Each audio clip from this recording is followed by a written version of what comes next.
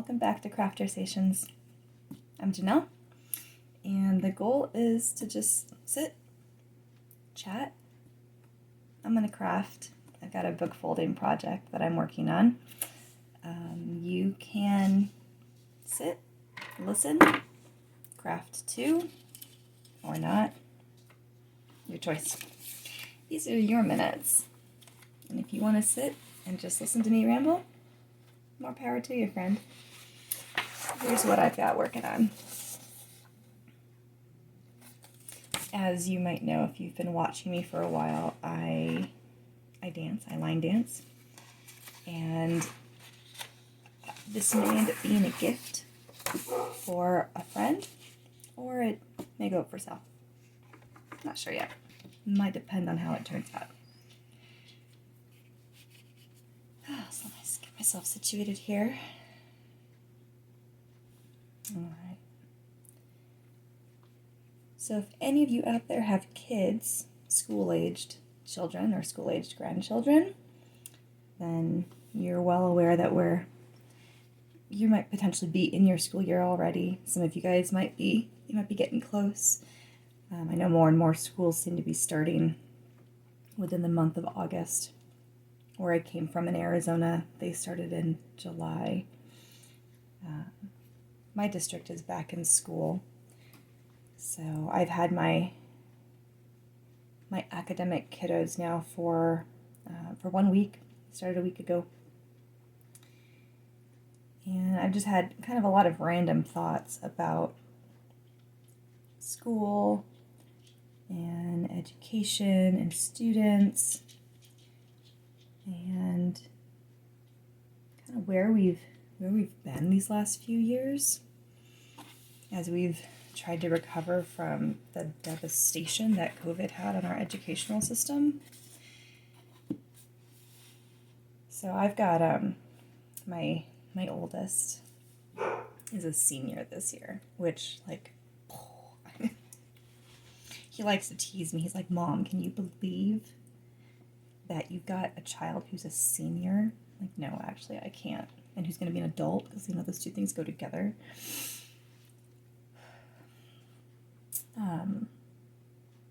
And he's got this very ambitious goal to graduate early. Now, I know a lot of times when people hear that, they think, oh, they're graduating early because they want to go on to like a college program sooner. Like, they're the super motivated academic child. They got all their credits done and they're ready to go. My son is on the opposite end of that particular motivation spectrum, and school has not been his jam, which, that adage about the preacher's daughter. Well, the teacher's son, I think, has a similar spin to it. School has not been his jam, and I am proud of him for making as much out of it as he did. But his goal is just to get out. And then he wants to be able to work, save up some money, and then he's got trade school. He wants to do trade school, which I'm actually very proud of, which as a university-trained person myself and someone who absolutely, I love learning. If it wasn't so gosh darned expensive to still be in school, I would probably be in school my entire life, like formally in school. I'm still kind of in school because I try to learn from everything that I do. But he is not. He is. There's things that he's very interested in, and he wants to learn to do those things, which totally fine. So he wants to go to trade school for mechanics, something to do with vehicles, which, looking back now, not a surprise. This kid was a gearhead when he came out. So he's got a plan, at least, which I'm thankful for, and it's a plan that he's excited about. And if that plan gives him the motivation to knock out this potentially last semester of his high school education, then I'm his cheerleader. I'm rooting for him.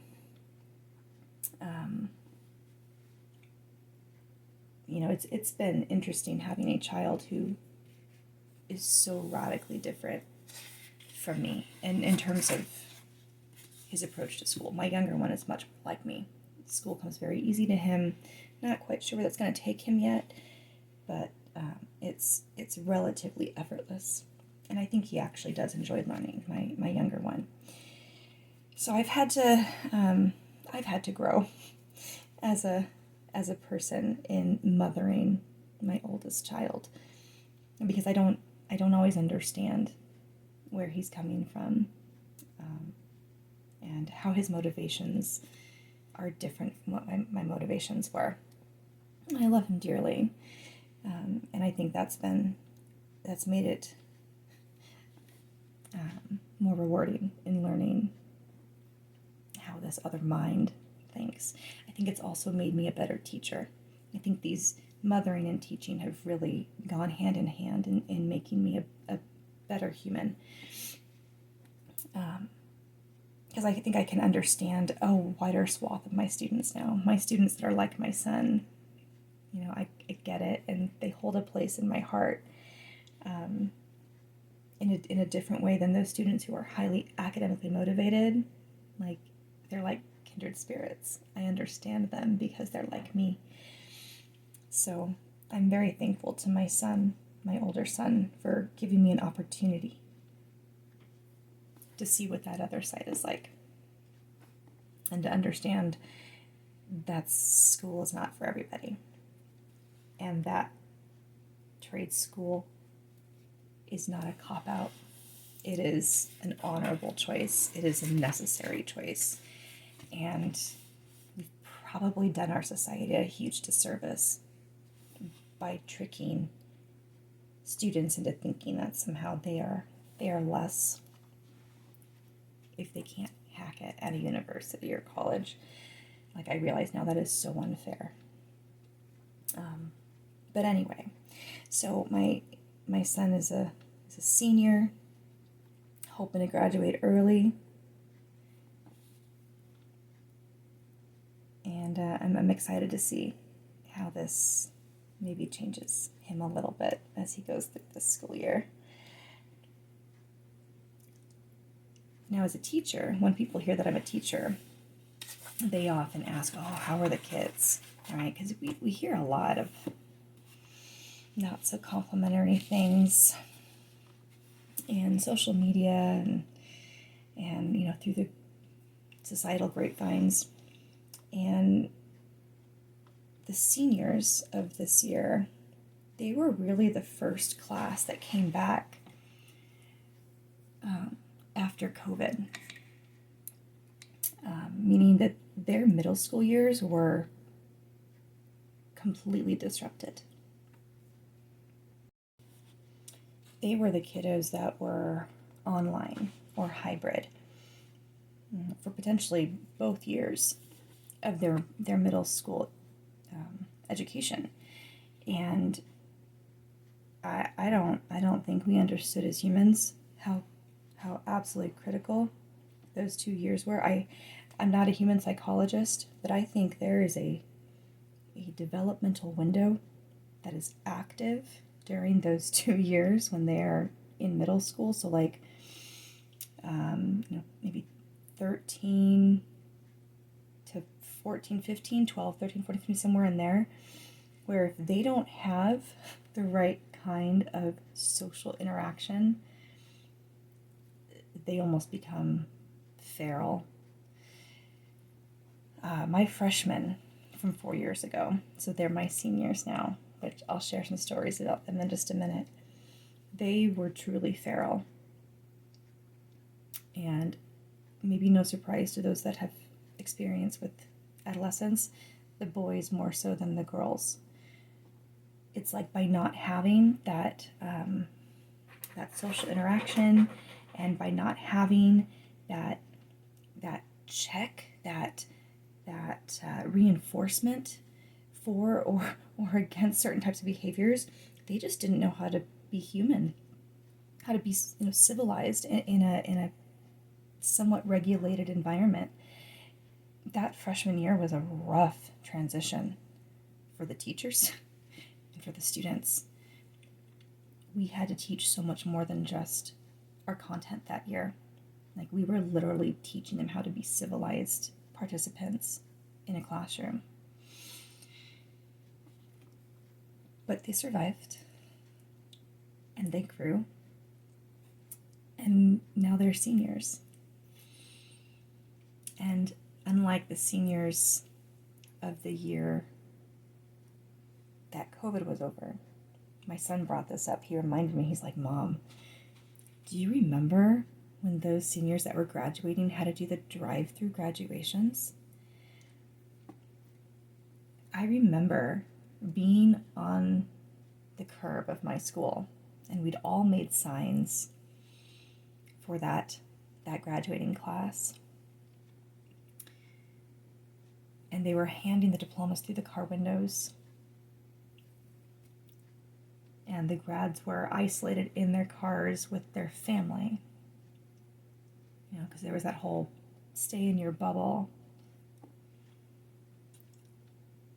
And some of the kids handled it really well. They made the most of it. They're like, if this is all we're going to get, gosh darn it, we're going to celebrate. And I think there were others that they had a harder time, you know, not getting the traditional show and celebration that goes on with graduation.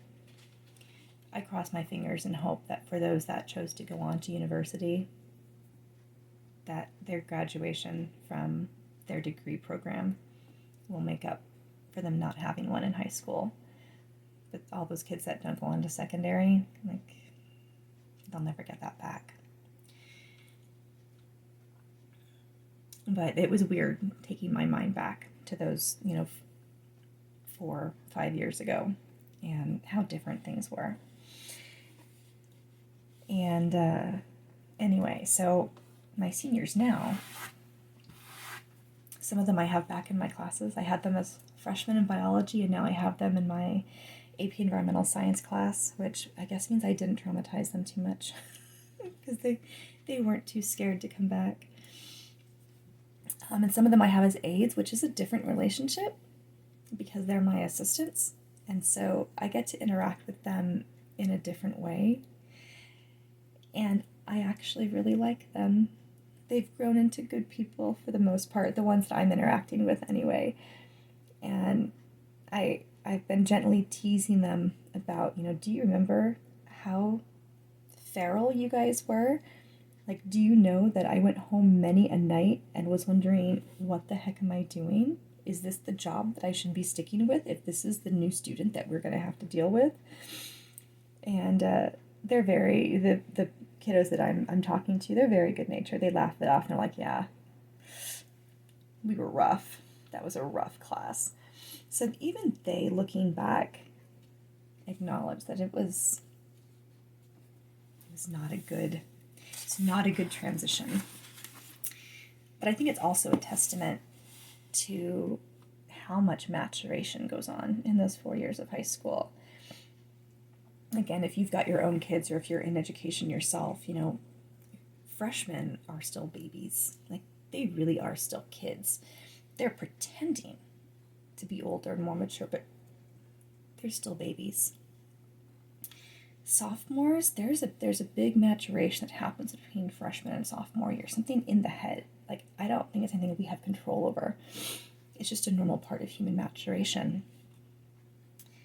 And then, man, that sophomore to junior year, especially for the boys, they go from like boys to men in that summer. It is crazy wild. You'll end the school year looking them in the eye, and then if you see them again after the summer at the start of their junior year, you're like, hi. It's crazy. So being able to experience that transition through those 4 high school years, I mean, it's when you have the energy to look back and reflect, it's pretty phenomenal. And I think those of us who get to experience it from the perspective of an adult are actually really lucky. Teenagers have an amazing level of energy. Like, they live life so intensely, and everything is experienced through the veil of emotion. And that's neurological. They can't help it. Everything is tied to the emotional centers of their brain. That's why the music you listen to, the memories you make during high school, they remain vivid for the rest of your life, because everything is tied to emotion. And so I think it can be very invigorating when it's not completely frustrating to experience adolescence again through their eyes. So it's not all wonderful and great, but it definitely has its upsides.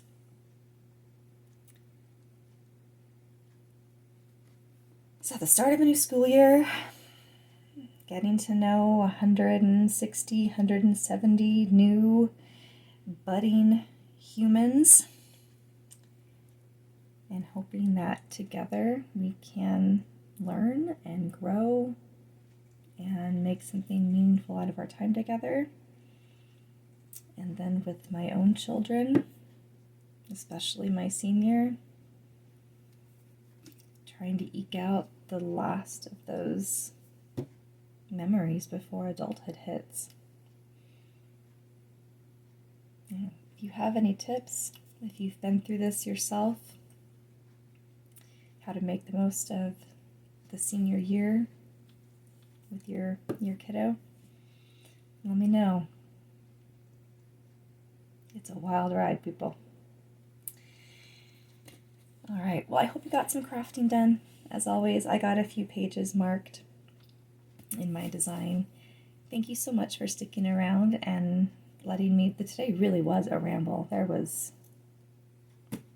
no rhyme or reason to today. But thanks, and cheers. Happy crafting.